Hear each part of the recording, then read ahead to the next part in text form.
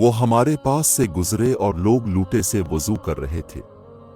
آپ نے کہا اچھی طرح وضو کرو، کیونکہ ابو القاسم نے فرمایا خشک ایڑیوں کے لیے آگ کا عذاب ہے۔ اے ابو عبد الرحمن، میں نے تمہیں 4 ایسے کام کرتے ہوئے دیکھا ہے جنہیں تمہارے ساتھیوں کو کرتے ہوئے نہیں دیکھا۔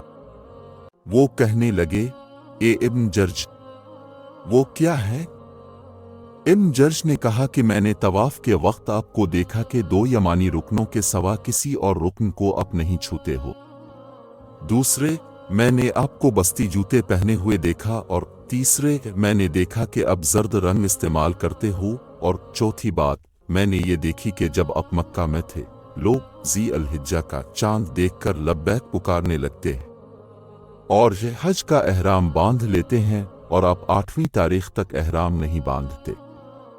حضرت عبداللہ بن عمر رضی اللہ عنہما نے جواب دیا کہ دوسرے کے ارکان کو تو میں یوں نہیں چھوتا کہ میں نے رسول اللہ کو یمانی رکنوں کے علاوہ کسی اور رکن کو چھوتے ہوئے نہیں دیکھا، اور رہے بستی جوتے، تو میں نے رسول اللہ کو ایسے جوتے پہنے ہوئے دیکھا کہ جن کے چمڑے پر بال نہیں تھے، اور آپ انہیں کو پہنے وضو فرمایا کرتے تھے، تو میں بھی انہی کو پہننا پسند کرتا ہوں۔ اور زرد رنگ کی بات یہ ہے کہ میں نے رسول اللہ کو زرد رنگ رنگتے ہوئے دیکھا ہے، تو میں بھی اسی رنگ سے رنگنا پسند کرتا ہوں۔ اور احرام باندھنے کا معاملہ یہ ہے کہ میں نے رسول اللہ کو اس وقت تک احرام باندھتے ہوئے نہیں دیکھا جب تک آپ کی اونٹنی آپ کو لے کر نہ چل پڑتی۔